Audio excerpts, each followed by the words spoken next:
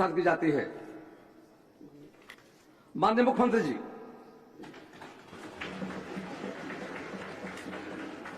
अध्यक्ष महोदय, आज इस सदन के सामने मैं सबसे पहले बिहार की महान जनता और अपने नेतृत्वकर्ता देश के यशस्वी प्रधानमंत्री आदरणीय नरेंद्र मोदी जी को, बिहार के सबसे लोकप्रिय नेता और बिहार के पूर्व मुख्यमंत्री आदरणीय नीतीश कुमार जी को, भारतीय जनता पार्टी के राष्ट्रीय अध्यक्ष आदरणीय नितिन नवीन जी को, भारत सरकार के गृह मंत्री आदरणीय अमित शाह जी को और तमाम जो हमारे एनडीए के साथी जो सभी नेता हैं, सबका मैं धन्यवाद देता हूं, जिन्होंने और यहां पर जो माननीय सदस्य हमारे सभी हैं, सबने मुझ में विश्वास व्यक्त किया।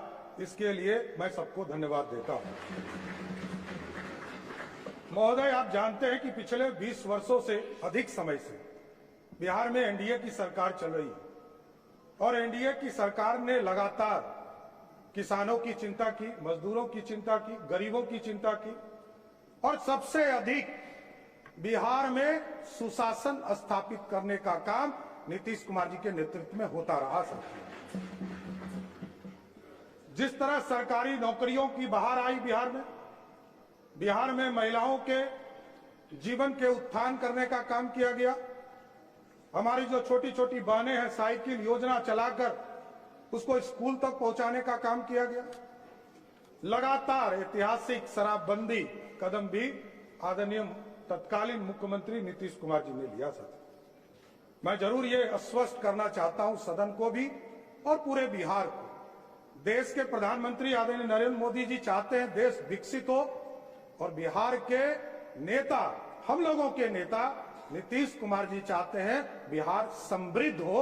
इस पर काम हमको करना है और जिस तरह नीतीश कुमार जी के नेतृत्व में CCC पर कोई समझौता नहीं किया गया, चाहे वो क्राइम हो, करप्शन हो और कम्युनिज्म हो, इन तीनों चीजों पर कभी समझौता नहीं किया गया। आगे भी किसी भी कीमत पर कोई समझौता ये सरकार नहीं करेगी। साहब, सही बात है, कुछ लोग को चिंता रहती है, कुछ लोगों को लगता है हमारा पाठशाला, यही बपौती से बाहर निकलिए, किसी की बपौती नहीं है ये सत्ता।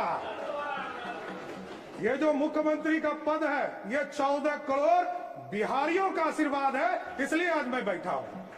नीतीश कुमार जी का, नरेंद्र मोदी जी का, नितिन नवीन जी का, चिराग पासवान जी का, उपेंद्र कुशवाहा जी का, जीतन राम मांझी जी का, सबका आशीर्वाद है, तब तो यहां बैठा हूं। कौन गलतफहमी में, कौन कहता है किसको बनाया, कहां से गलतफहमी हो गई आप?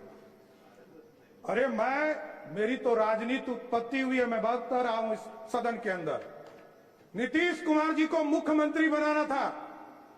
94 में समता पार्टी का निर्माण हुआ, मेरे पिताजी संस्थापक सदस्यों में से एक हुए। 1995 में सदस्य बनकर आए और लालू यादव जी ने मुझको जेल में डाला। मैं ही नहीं, मेरे 22 परिवार के सदस्यों को जबरदस्ती जेल में भेजा। लोग कहते हैं लालू यादव का, इसलिए मैं ऑफिशियल बयान कर रहा हूं, इसलिए मैं कोट कर रहा हूं कि लालू यादव जी ने मिलर स्कूल के मैदान में क्षमा मांगा था कि हमसे गलती हुई, इसलिए बोल रहा हूं। और मेरे कई चीजों पर ये लोग चर्चा करते, केस, मैं तो कह ही रहा हूं इस सदन में कई बार मैंने कहा, नीतीश जी नहीं होते तो लालू जी मुख्यमंत्री होते क्या? लालू जी को भी मुख्यमंत्री नीतीश कुमार जी ने बनाया, ये आपको जानकारी होना चाहिए। यहां बैठे हैं वरिष्ठ साथी, इन लोगों से मिलिएगा, आपको पता चल जाएगा। और कोई किसी के पाठशाला से नहीं होता। मैं तो कहा कि मेरी राजनीति में लालू यादव जी का अत्याचार नहीं होता तो मैं बिहार का मुख्यमंत्री नहीं बन पाता, नहीं तो जेल नहीं जाता, ना इस राजनीति में आता, मैं तो दूसरे रास्ते में चला जाता।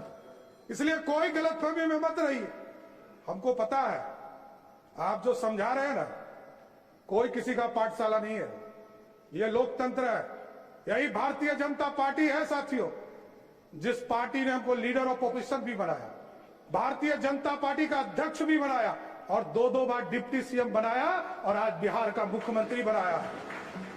किस गलतफहमी में आप हैं? सबको, पूरी पार्टी एक है, कोई गलतफहमी में मत रहिएगा। न्यूज चलाने वाले चलाते रहेंगे, आप कंफ्यूजन में रहिएगा। हम सब एक हैं और पूरा एनडीए कुनबा एक साथ मिलकर सिर्फ और सिर्फ बिहार के विकास का काम करने का काम करेगा सब। और हम लोग को पता है, कई लोग कहते हैं, बहुत चर्चा चल रही है, मैंने देखा सोशल मीडिया, नए नए मीडिया के रूप आए, मैं खुद भी नहीं समझ पाता। मैं यदि माइनर होता 1995 में तो मेरे को जेल में रखता क्या, बाल सुधार गृह में रखता। 1995 में मैं जेल में रहा और ये सारे मामले कोई नया नहीं है। मैं लोअर कोर्ट लड़ा हूं, हाई कोर्ट लड़ा हूं, सुप्रीम कोर्ट लड़ा हूं, सब बार लड़कर जीतकर यहां बैठा हूं, कहीं कहीं दिक्कत नहीं। जो आदेश सुप्रीम कोर्ट का होता है, न्यायालय का होता है, वही करता हूं। और डिग्री में आप भाई पीछे छूट गए। मैं तो यूजीसी हो या यूनिवर्सिटी का मान्यता, जब तक उसका प्रमाणित नहीं किया गया तब तक मैं एफिडेविट में अपना, और इसके लिए भी अब चर्चा हो गई कि एफिडेविट हाफिडेविट आप कह रहे हैं। अरे भैया, ये बिहार के लोग अब ये बोल रहे हैं कि 3 बार आपका शब्द बदल गया। अरे भाई, मैं 6ठी बार मंत्री के दर्जे में हूं, मुख्यमंत्री हूं। 1999 में पहली बार मंत्री बना, 27 साल हो गए। जितने समय के बाद तो लोग राजनीति छोड़ देते हैं। अभी हमारे भाई अख्तरुल जी ने कहा कि सबसे युवा मुख्यमंत्री, लालू जी सबसे पहले युवा मुख्यमंत्री हुए, लेकिन पूरे बिहार को लूटने में लग गए, इसलिए युवा नहीं, बिहार को समृद्ध बनाना है, बिहार की समृद्धि के लिए काम करना। बिहार में नीतीश कुमार जी और प्रधानमंत्री जी ने जो संकल्प लिया, 1 करोड़ लोगों को सरकारी नौकरी और रोजगार देना है, इस वादे पर काम करना है। और महिलाओं के लिए स्पष्ट बताना चाहता हूं, नीतीश कुमार जी एक गार्जियन के तौर पर बिहार में काम करते रहे। आदरणीय प्रधानमंत्री जी लगातार महिलाओं के सम्मान में आगे बढ़े, और अभी कह रहे थे ना कि आरक्षण के अंदर आरक्षण दे दीजिए। विजय बाबू उठे तो इनको कहे कि दर्द हो रहा है। आज देख लीजिए, हमारी बहनें यहां बैठी है, 29 विधायक हैं यहां पे, उसमें से 23 विधायक सिर्फ ओबीसी या दलित समाज से है, 2/3 से अधिक। जब आरक्षण होता, आज यदि संसद में बिल पारित हो गया होता तो यहां 29 नहीं, 122 विधायक जीतकर हमारी बहनें आएंगी। यह व्यवस्था चाहते हैं मोदी जी, और नीतीश कुमार जी ने तो इसके लिए किया, इसके लिए किया।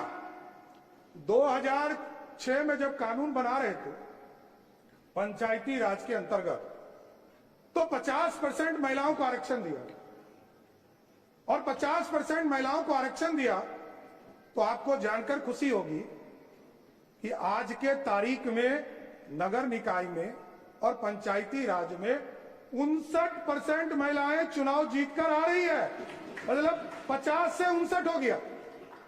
इसलिए महिलाओं का सम्मान करना पड़ेगा। और मैं तो गारंटी देता हूं कि स्पष्ट तौर पर बिहार की पुलिस काम करेगी, और महिलाओं के तरफ कोई भी गलत नजर उठाता है तो उसको पताल से भी निकालने का काम हमारी पुलिस करेगी सर। और बिहार में सुशासन, लगातार कई साथी हमारे काम करते रहे। यहां पर राजस्व में आपने देखा कई चीजों को 2011 में से लगातार लोक सेवाओं का अधिकार कानून लागू किया गया। बिहार भूमि पोर्टल शुरू किया गया, ई मोटेशन की सुविधा शुरू की गई। उसके बाद दिलीप जायसवाल जी आए, उन्होंने इसको आगे बढ़ाया, ई परमिजन को। विजय सिन्हा जी आए, उन्होंने ई मापी की व्यवस्था कराया। राजस्व न्यायालय में ई कोर्ट की व्यवस्था कराया। संजय सरावगी जी थे, इसको पूरा डिजिटल कराने का काम किया। लेकिन जरूर आश्वस्त करता हूं साथियों, आपने